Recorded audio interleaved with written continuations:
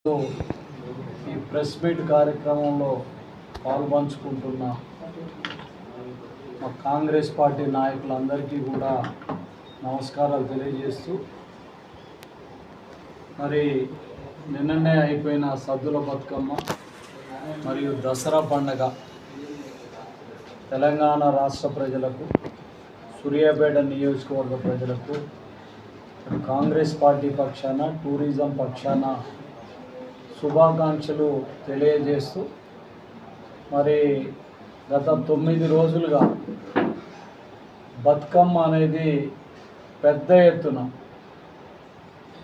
ఎవరు ఊహించని విధంగా ప్రపంచంలోనే ఒక గిన్నిస్ బుక్ రికార్డుకి ఎక్కే విధంగా ప్రభుత్వ హయాంలో, ముఖ్యంగా నేను టూరిజం కార్పొరేషన్ చైర్మన్గా మా టూరిజం కార్పొరేషన్ ఆధ్వర్యంలో 9 రోజుల పాటు ఉత్సవాలు జరిపి నిన్న సరూర్ నగర్ స్టేడియంలో 10,000 బతుకమ్మలతోటి 63 ఎత్తుల బతుకమ్మతోటి బ్రహ్మాండంగా ప్రపంచ రికార్డు సృష్టించినందుకు మా ఆడపడుచులందరికీ కూడా ధన్యవాదాలు తెలియజేస్తూ, నిన్ననే మా ప్రభుత్వం కూడా లోకల్ బాడీ ఎన్నికలకు సిద్ధమవుతూ, మరి నిన్న ఎలక్షన్ కమిషన్ కూడా నోటిఫికేషన్ ఇవ్వటం జరిగింది.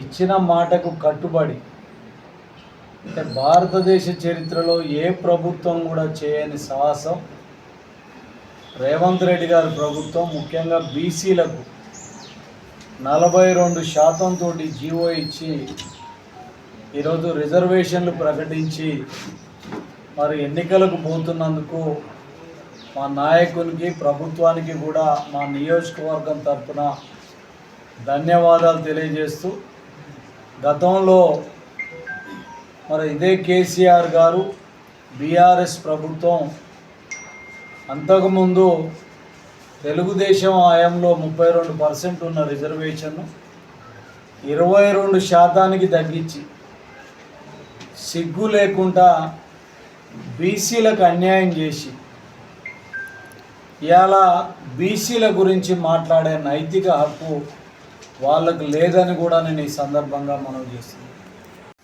మరి గత 5-6 రోజులుగా మనం చూసినట్టయితే అటు కేటీఆర్ కానీ, హరీష్ కానీ, జగదీశ్వర్ రెడ్డి కానీ కాంగ్రెస్ బాకీ కార్డ్ అని చెప్పి 22 నెలల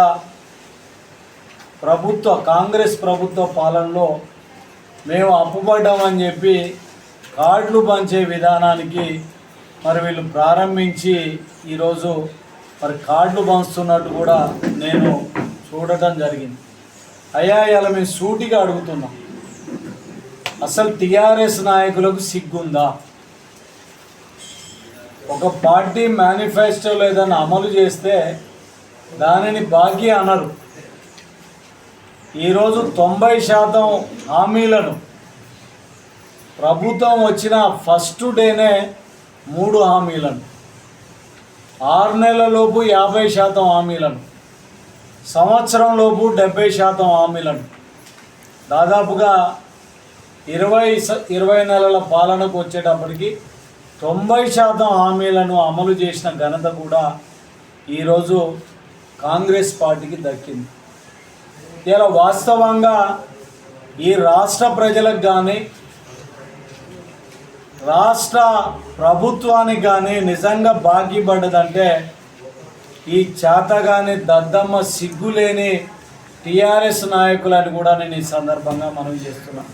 అంటే కాంగ్రెస్ ప్రభుత్వం అంటే ఇచ్చిన మాటకు కట్టుబడి ఉండే ప్రభుత్వము. మాట ఇస్తే వెనకకు తగ్గే ముచ్చటే లేదు. మా నాయకుడు రాహుల్ గాంధీ గారు కానీ, సోనియా గాంధీ గారు కానీ, ఖర్గే గారు కానీ గతంలో కూడా చూస్తే ఒక చారిత్రాత్మకమైన నిర్ణయాలు కూడా తీసుకున్నది కాంగ్రెస్ పార్టీ. ఈరోజు ముఖ్యంగా బీసీలందరినీ కూడా వెనుకబడిన వర్గాల అభ్యున్నతికి పాటుపడాలనే ఉద్దేశంతో ఈరోజు ఈ రాష్ట్ర ప్రభుత్వం రాహుల్ గాంధీ గారు ఇచ్చిన మాటకు కట్టుబడి ఈరోజు 42% రిజర్వేషన్ ఇంప్లిమెంట్ చేసి ఆ వర్గాలందరికీ కూడా న్యాయం చేస్తున్న సందర్భంగా రేపు జరగబోయే ఎన్నికలలో బ్రహ్మాండంగా కాంగ్రెస్ పార్టీని ఆశీర్వదించాలి, కాంగ్రెస్ పార్టీని గెలిపించాలి. ఎక్కడ కూడా బీసీలకు మోసం చేసిన టీఆర్ఎస్కు బీఆర్ఎస్కు డిపాజిట్ కూడా దక్కొద్దని కూడా నేను ఈ సందర్భంగా విజ్ఞప్తి చేస్తున్నా. అన్ని ఎంపీటీసీలు కానీ, జెడ్పీటీసీలు కానీ, ఎంపీపీలు కానీ, జిల్లా పరిషత్లు కానీ అన్నిటిని కూడా కాంగ్రెస్ పార్టీ కైవసం చేసుకోబోతుంది. 100కు 100% అన్నీ కూడా కాంగ్రెస్ పార్టీ ఖాతాలో మనం వేసుకోబోతున్నాం. ముఖ్యంగా సూర్యాపేటకు సంబంధించి కూడా 4 ఎంపీపీలు కానీ 4 జెడ్పీటీసీలు కూడా బ్రహ్మాండమైన మెజార్టీతోటి కాంగ్రెస్ పార్టీ గెలవబోతుందని కూడా నేను ఈ సందర్భంగా తెలియజేస్తూ, రబ్బర్ చెప్పులకు కూడా గతి లేని నాయకులు, పెద్ద పెద్ద ఫామ్ హౌజులు, టీవీ ఛానళ్ళు లక్షల కోట్లకు ఈరోజు పందికొక్కుల్లాగా ప్రజా సంపదను లూటీ చేసి ఈరోజు తెలంగాణ సమాజానికి బాకీ పడ్డారని కూడా నేను ఈ సందర్భంగా మనవి చేస్తున్నాను. ఆ లెక్కన లెక్కేస్తే కేసీఆర్ ఆయన కుటుంబం కేటీఆర్ కలిపి 1,00,000 కోట్లు దోసుకున్నారు. ఆ 1,00,000 కోట్లు తెలంగాణ ప్రజలకు బాకీ పడ్డారు. హరీష్ రావు 50,000 కోట్లు దోసుకున్నాడు. ఆ 50,000 కోట్లు తెలంగాణ సమాజానికి హరీష్ రావు బాకీ పడ్డాడు. కవితమ్మ ఆమె నేను తక్కువనా అని చెప్పి ఆమె 20,000 కోట్ల దానికి ఆమె దోసుకుంది. ఆమె ఈరోజు తెలంగాణ సమాజానికి బాకీ పడ్డది. ఇంకొక ఆయన సంతోష్ రావు ఉన్నాడు, ఆయన 25,000 కోట్లు దోసుకున్నాడు. ఆయన తెలంగాణ ప్రజల దీనికి బాకీ పడ్డాడు సమాజానికి. ఇక్కడ జగదీశ్వర్ రెడ్డి గారు నేను స్వయంగా చూసిన, స్కూటర్ కూడా గతి లేకుండా దొంగ సారా అమ్మి, దొంగ లిక్కర్ అమ్మి, కోర్టులో పత్తాలు ఆడుకుంటూ రబ్బర్ చెప్పులు వేసుకొని తిరిగిన జగదీశ్వర్ రెడ్డి ఈరోజు 3 నుంచి 4,000 కోట్ల ఆస్తులు ఎక్కడి నుంచి వచ్చినాయి? ఒక శంషాబాద్ షాద్నగర్ అట, అక్కడే 100 ఎకరాల ఫామ్ హౌస్ ఉందట. 100 ఎకరాలు. ఇలా మేము మా తాతల కాంచి 100 ఎకరాలు వచ్చిన ఆస్తులం 15-20 ఎకరాలకు పరిమితం అయితే ఏ కష్టం లేకుండా, ప్రజల అకౌంటబిలిటీ లేకుండా, ఎక్కడ ఏ శ్రమ లేకుండా ఈరోజు 3-4 కోట్ల అధిపతి అయింది. ఆ రకంగా జగదీశ్వర్ రెడ్డి సూర్యాపేట ప్రజలకు, సూర్యాపేట జిల్లా ప్రజలకు, తెలంగాణ సమాజానికి 3 నుంచి 4,000 కోట్ల బాకీ పడ్డాడు. మొత్తంగా చూస్తే 2,00,000 కోట్లకు పైగా ఎమ్మెల్యేలు కానీ, మంత్రులు కానీ, ఆనాడు ఉన్న బీఆర్ఎస్ ప్రభుత్వంలో పనిచేసిన వాళ్ళు 2,00,000 కోట్లకు పైగా ప్రజలకు బాకీ పడ్డారు. మీకేమైనా తెలంగాణ సమాజం పట్ల, తెలంగాణ పట్ల మీకు ఏదన్నా అభిమానం ఉంటే 2,00,000 కోట్లు ఈరోజు తెలంగాణ ప్రజలకు కట్టాల్సిన బాధ్యత మీమే ఉంటుంది. సిగ్గు లేకుండా మీరు బాకీ పడి ఈరోజు కాంగ్రెస్ పార్టీ బాకీ పడ్డదని చెప్పి ఈరోజు ఇస్తున్న పరిస్థితి. 8,00,000 కోట్ల అప్పు చేసిందండి. యోనబ్బ సొమ్ము అనుకున్నావా?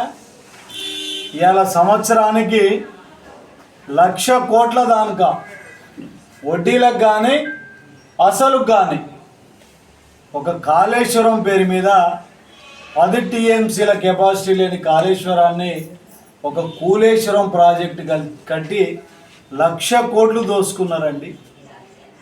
ఇలా ఫామ్ హౌస్లు ఎక్కడి నుంచి వచ్చినాయి, బిల్డింగ్లు ఎక్కడి నుంచి వచ్చినాయి, టీవీ ఛానళ్ళు ఎక్కడి నుంచి వచ్చినాయి, పేపర్లు ఎక్కడి నుంచి వచ్చినాయి? 8,00,000 కోట్లు ఈరోజు బీఆర్ఎస్ ప్రభుత్వం ఈ తెలంగాణ సమాజానికి బాకీ ఉన్నదని కూడా నేను ఈ సందర్భంగా మనవి చేస్తున్నా. ఈరోజు బ్రహ్మాండంగా మేము అన్నీ కూడా అమలు చేసినాం. ఏది బాకీ ఉన్నదని కూడా నిజంగా వాళ్ళు చెప్పాలి. ఇవాళ ఏదో బట్టగాల్చి మీదేస్తే కాదు. రైతు భరోసా 76,000 కోట్లట. నిరుద్యోగులకు 2,00,000 ఉద్యోగాలు కాదు. ఏమైనా నీకేమైనా సిగ్గుందా? 10 సంవత్సరాలు నువ్వు అధికారంలో ఉండి 50,000 ఉద్యోగాలు నువ్వు ఇవ్వలేకపోతివి.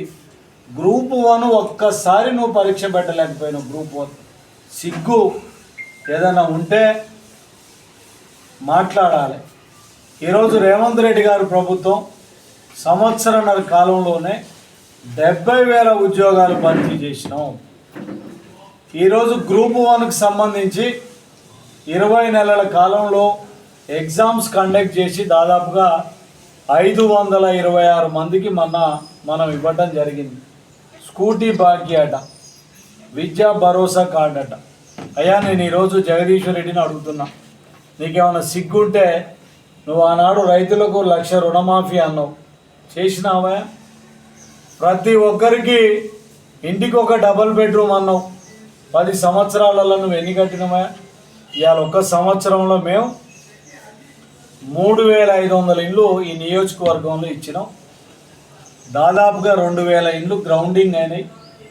ఇవాళ రాష్ట్ర వ్యాప్తంగా కూడా 4.5 లక్షల ఇండ్లు ఇస్తే 2 లక్షల ఇండ్లు స్లాబ్ లెవెల్ అయినాయి. మీరు చూసినట్టయితే కొన్ని ఇండ్లు గృహప్రవేశం అయితే మా మంత్రులు, ముఖ్యమంత్రి గారు పోయి మంచిగా దావత్ చేసుకొని వచ్చే పరిస్థితి. ఇంటికి ఒక ఉద్యోగం అన్నావు.